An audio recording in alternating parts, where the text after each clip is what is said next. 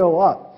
Black Ice had this feature called intelligence gathering. So when it got a probe, what it would do is it would do an NBT stat -A against the person that gave them the probe. That was a UDP connection to port 137. But if that guy was running Black Ice, he would say, hey, I'm getting probed. I'm going to go gather intelligence on this guy.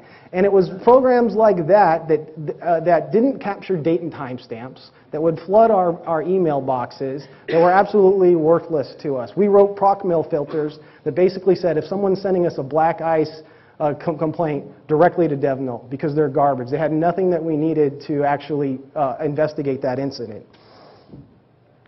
So another question that came to our minds as far as when we were developing this presentation is what else is being filtered out there? And what is the internet? I mean, we got TCP and UDP up here, but we haven't talked about the multiple types of ICMP or the other protocols that are the internet that people may or may not be using. And that question of what is the internet is definitely changing every day. So in order to figure out, is this really a problem, we started doing some manual checks with friends and colleagues to just get a first round of data. We wanted to see, hey, is this just localized to my internet provider at the time, which was Cox Cable? So we worked with some people that we knew had a clean internet line, like Speakeasy. We knew that they didn't have any filters. And we started doing these tests, full scans outbound with a packet listener on the other side and full scans inbound. And from that, what we were able to do is after we sampled about 10 or 15 ISPs, we were able to get together the common lists of not only inbound port filters, but outbound. ISPs are blocking outbound connections too. So that's certainly not for your protection if they're blocking you going outbound, is it? All right. Yeah. All right, so as part of this, the data collection, I'm sure you're all aware EFF is pioneering a lot of this with the recent Comcast debate. But initially when we started doing our research, as Aaron mentioned, this was a limited subset. It was tech-savvy friends that we could utilize to provide us the data in a PCAP format that we could actually process and get some valid data out of. So it was a challenge to try to develop something that we could apply to the masses to try to get other people to contribute to. So what we decided to do is we really need to trim this down and make it as automated as possible. We limited our subset of ports. We knew that NetBIOS was going to be an issue, but we wanted to put that in there so we could highlight that. Obviously, torrent traffic is something that's prominent of being blocked by major ISPs at this point. So as I mentioned, we needed something that everybody could run. Everybody could easily gather the data, submit it, or we could do that in an automated fashion. So let's try to do something web-based. So the egress testing was pretty easy. We put together some PHP code. Basically, it was script that would request one-by-one GIF that was related to a port. So we could pick that up on the fly. You could do this. An analogy could be you could set up Apache to listen on every single port, and if you got a 200 OK, then you know that that user got that particular port outbound.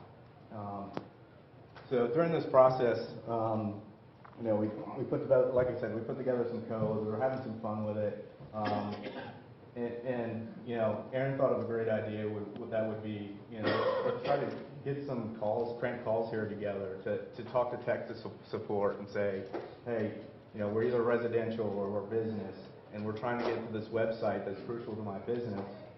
So we set up this port 139 online, :139, and obviously, as you'll see later, or if you don't already know, that this is a NetBIOS port that obviously is going to be blocked inbound and outbound.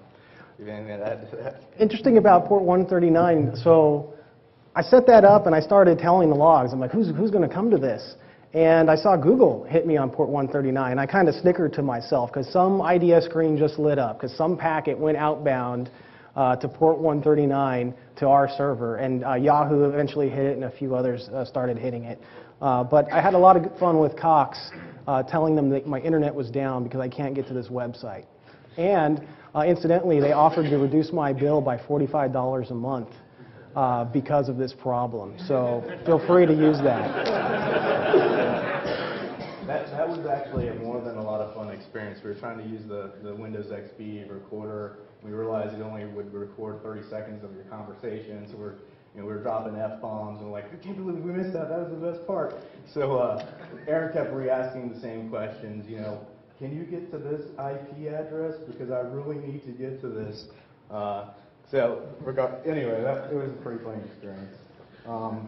So this is a little bit of intro of portscan.us. The domain name we've had for quite some time. We actually decided to put something together and use it. So as Aaron mentioned initially, when we submitted our abstracts, we started doing this gathering of this data pretty manually. And this would be the initial landing page that you would come to when you come to the site. And we try to do a lot of this stuff on the back end with PHP, obviously, and give you your IP for those users that are not as tech savvy as people in this room. A couple other things that we were trying to collect are, obviously your ISP. We can do that with some reverse lookups. The class of service that you have, which is pretty important, because as we discovered with some of these crank calls is, Aaron's paying $120 a month for a business class line. However, he's not getting unrestricted access, which he, during his conversations with him, he assumed he was getting. If I reverse that page, does it correct the spelling? It might. We're tech guys. We don't have to spell, do we? Did I get all of that? Yeah. Okay. And we got some pretty interesting comments from people that submitted.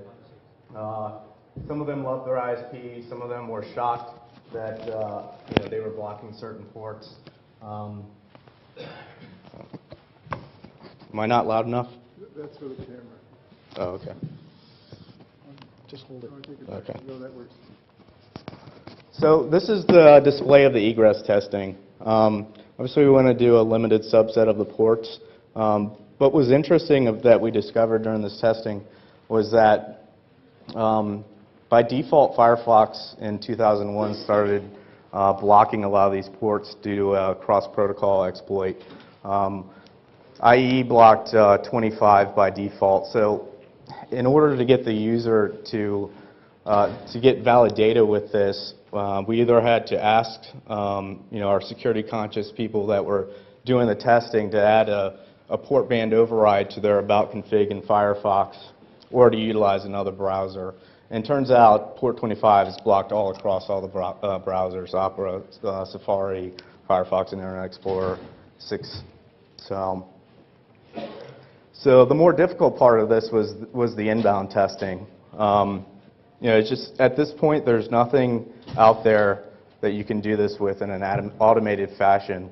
You still require somebody that knows what they're doing to do a TCP dump or a WIN dump and capture these packets for you.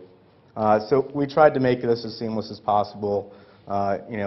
We set up something for them to copy the command line to the clipboard and to launch the scan for them.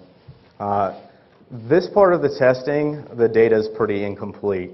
The majority of the people out there on the internet are not on the quote-unquote raw internet. They typically have a device that's in front of them doing firewalling or natting.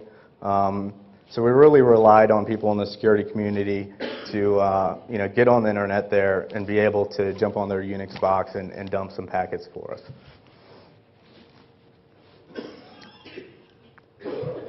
I'm done with that slide. So to the results, a big UG here. Somewhat inconclusive for the ingress testing. Pretty decent data set for the egress testing. What was consistent across the board was the NetBIOS. That's blocked pretty much by every major ISP. What was surprising to us, though, was that port 21 was filtered through the browser.